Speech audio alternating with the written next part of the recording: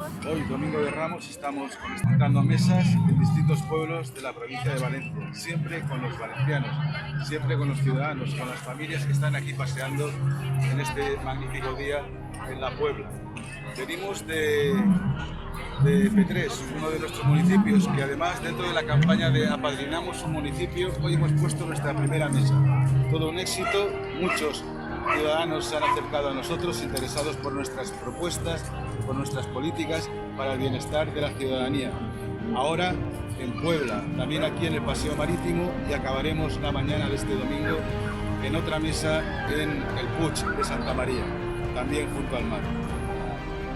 Como siempre, Vox en la calle, como siempre, defendiendo a las familias, como siempre, pensando en la salud de las personas, pero también en la salud de sus economías.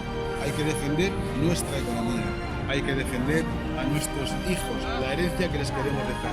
Por eso en Valencia, para nosotros, también es tan importante defender lo que son nuestras señas de identidad, lo que es nuestra consideración, nuestro orgullo de ser valencianos, dentro de una gran nación que es España.